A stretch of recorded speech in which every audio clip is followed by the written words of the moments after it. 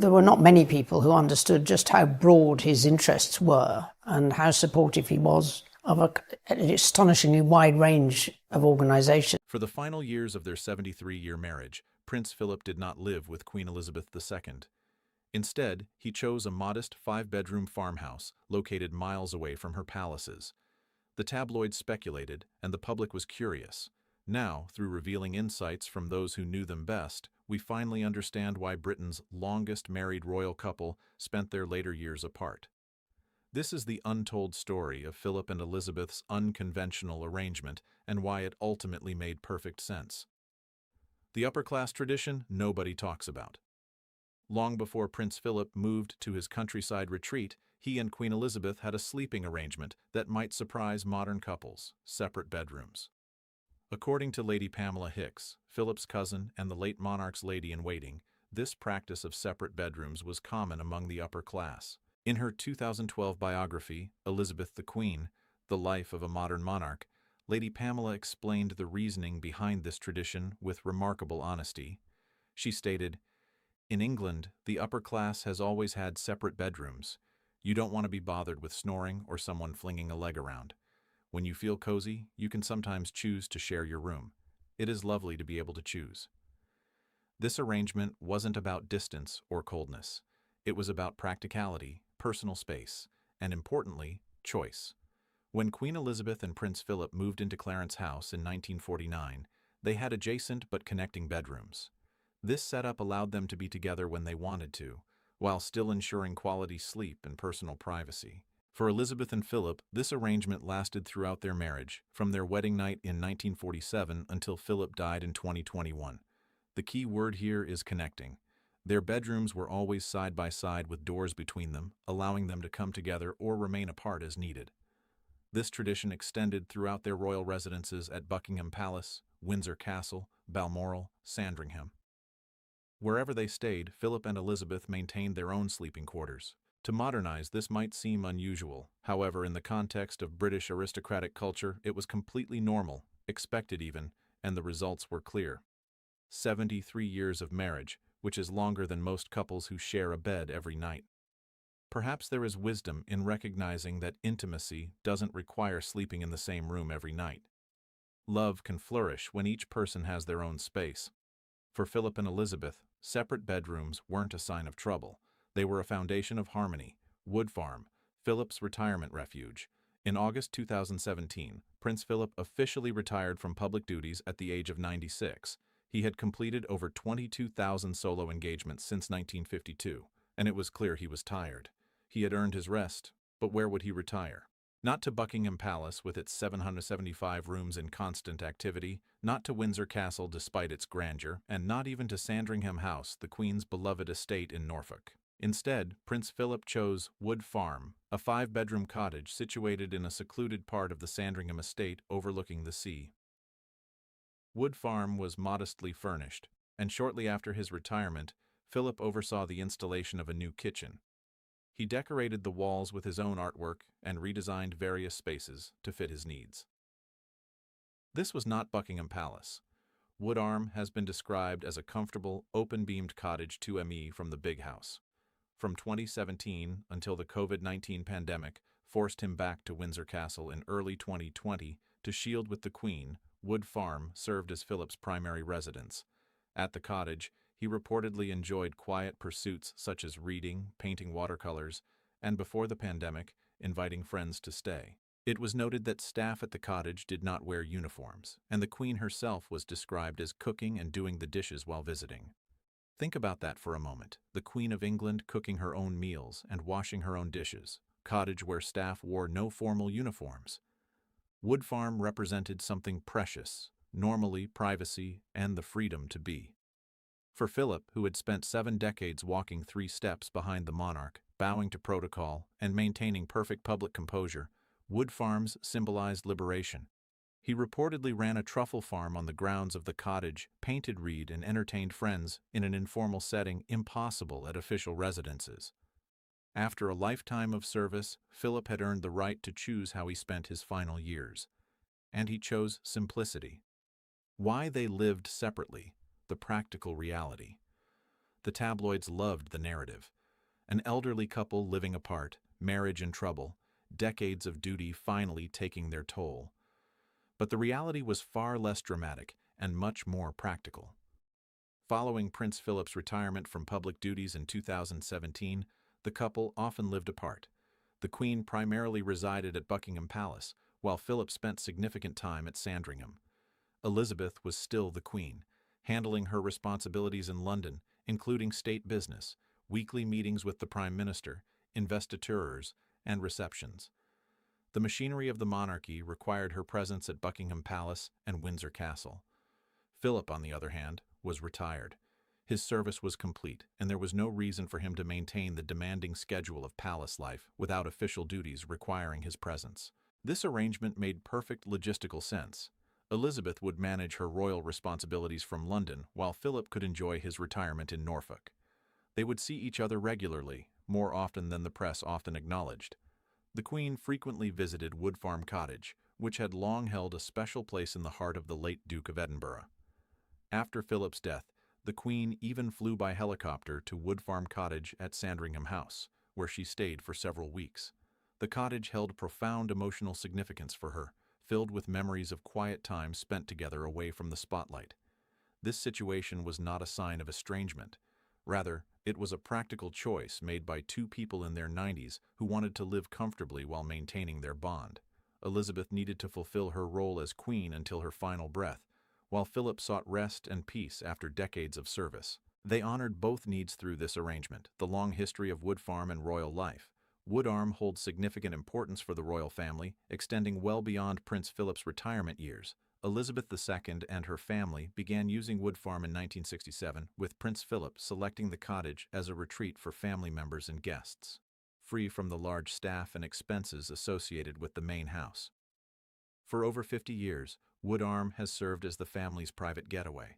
Charles III, during his time as the Prince of Wales, started hosting shooting parties at Wood Farm while in college and continued to use it as a country retreat into adulthood. Additionally, Princess Diana stayed at Wood Farm before her engagement to Charles, and Catherine Middleton visited the cottage early in her relationship with Prince William during a trip to Sandringham. The cottage also functioned as a guest house for visitors seeking complete privacy. However, Wood Farm's history is not without tragedy. In 1917, King George V and Queen Mary sent their youngest son, Prince John, to reside there due to his increasingly severe seizures caused by epilepsy. Tragically, the young prince passed away there in 1919 at just 13 years old. Despite this sorrowful chapter, Wood Farm evolved into a haven of comfort and refuge for the family. When Philip chose Wood Farm for his retirement, he wasn't selecting a random property. He was returning to a place imbued with deep family history, a location he had personally chosen and developed for informal royal use decades earlier. It was familiar, comfortable, and it was his. Crucially, it offered an escape from the formality and scrutiny that characterized palace life. What life was really like at Wood Farm? What did Prince Philip actually do during his years at Wood Farm? The image that emerges is one of remarkable simplicity, especially for a prince. Philip's daily routine revolved around quiet pursuits. He painted watercolors, a hobby he had enjoyed for years, but rarely had time for during his active service. He read extensively and corresponded with friends. Prince Philip reportedly decorated the walls with his own artwork and redesigned the kitchen and bedrooms, making the space truly his own. The cottage provided him with exactly what he craved: autonomy, control over his environment, and freedom from royal protocol.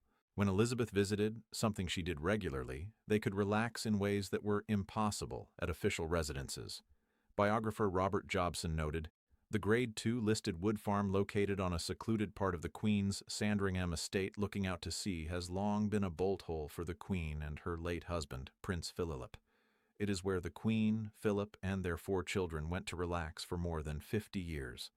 Jobson added, "It is where Philip made his retirement home in his twilight years with the Queen's blessing. The Queen was known to cook and even wash dishes while she was staying there." Imagine the contrast. At Buckingham Palace, the Queen was served by dozens of staff with her every need anticipated and met. At Wood Farm, however, she cooked meals and washed dishes. This stark difference illustrates what Wood Farm represented, normally. It was a marriage stripped of royal trappings, just 2 people who had been together for over 70 years, enjoying a simple domestic life. Philip had earned this. After decades of walking behind Elizabeth, supporting her reign, and sacrificing his naval career and personal ambitions for the crown, he had the right to live quietly in a cottage, painting, reading, and entertaining friends on his own terms. Elizabeth respected that. She gave him the space to retire with dignity while she continued her duties, the co-reunion and final years together. Philip's peaceful retirement at Wood Farm came to an abrupt end in March 2020 when the COVID-19 pandemic swept across Britain. At 98 years old, he was firmly in the highest risk category. Though he had primarily resided at Wood Farm during his retirement from 2017 until the pandemic began in early 2020, Philip moved to Windsor Castle to stay with Queen Elizabeth II for protection. For the first time in years, Philip and Elizabeth were living together full-time. They spent the lockdown at Windsor Castle, a situation that royal biographers referred to as HMS Bubble. Just the two of them, with minimal staff, they isolated themselves from the outside world. In many ways, it was the most uninterrupted time they had spent together in decades. Philip's health was declining. He had experienced several hospital stays, and his mobility was limited. Nevertheless, he and Elizabeth faced the pandemic in his final months together. Prince Philip, Duke of Edinburgh, passed away on April 9, 2021 at Windsor Castle at the age of 99. His death followed a period of ill health that included a hospital stay for an infection and a pre-existing heart condition. He died at Windsor Castle, not at Wood Farm, but in the place where he and Elizabeth had weathered the pandemic together. In the months following Prince Philip's death, Queen Elizabeth II visited Wood Farm several times, reflecting its personal significance as a shared retreat.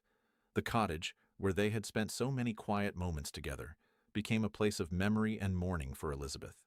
In her final years between Philip's death in April 2021 and her own in September 2022, Elizabeth returned to Wood Farms. It is understood that the Queen would stay at Sandringham until at least February 6, the anniversary of her father, King George VI's death. She reportedly chose to stay at Prince Philip's retirement cottage on the grounds rather than in the main house. She wasn't avoiding memories, she was embracing them. Wood Farm had become sacred ground, the place where Philip had been happiest during his final independent years. What their arrangement teaches us about long marriage.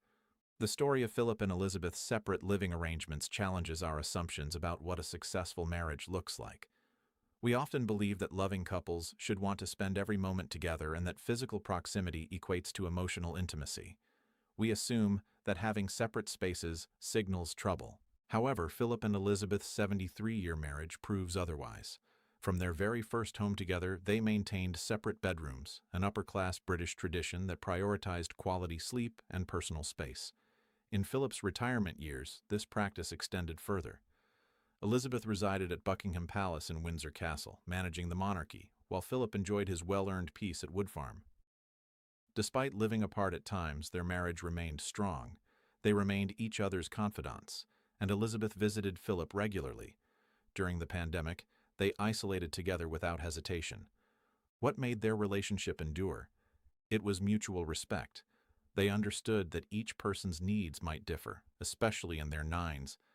They recognized that togetherness doesn't require constant physical presence. Elizabeth needed to fulfill her duties as queen, which required her to remain in London, accessible, visible, and working. Meanwhile, Philip sought rest after 7 decades of service. He had earned the right to retreat to a quiet cottage to paint, read, and live without the constraints of protocol. They honored each other's needs without demanding that the other sacrifice their well-being for the sake of convention. Perhaps that is the key lesson. The strongest marriages aren't necessarily those where couples are inseparable. Instead, they are the ones where each person supports the other's individual needs while maintaining a strong emotional bond. Philip and Elizabeth demonstrated that love at 90 can look quite different from love at 30. Adapting to changing circumstances such as retirement and health is part of a lasting partnership. They showed us that living in the same building isn't necessary to remain devoted to one another. What truly matters is respecting each other's choices and maintaining a connection, which they did beautifully until Philip's final breath. So why didn't Prince Philip live with Queen Elizabeth in his final years? He was 96 years old and had retired, having earned the right to live peacefully in a cottage he loved. Meanwhile, Elizabeth was still the queen with duties that required her presence in London. They were mature adults who understood that being together doesn't necessitate sharing the same building. Their love could flourish even when practical realities kept them physically apart. Separate bedrooms and eventually separate residences worked for them. This arrangement had been in place since 1947, so why change it in their 90s? Princess Anne and other family members recognized this. The British public, once they looked beyond tabloid narratives, understood it too. Philip and Elizabeth weren't living apart because their marriage had failed. Rather, they were living apart because their marriage was strong enough to accommodate the practical arrangement that best served them both. Elizabeth continued her work as queen while Philip enjoyed his retirement in peace. They visited each other regularly and remained devoted. When COVID struck, they reunited without hesitation, spending Philip's final year together at Windsor Castle. This is not the story of a broken marriage. It is the story of a partnership so solid and mature that it could adapt to meet individual needs without breaking. 73 years together, separate bedrooms, and eventually separate homes. Yet, it remains one of history's greatest royal love stories.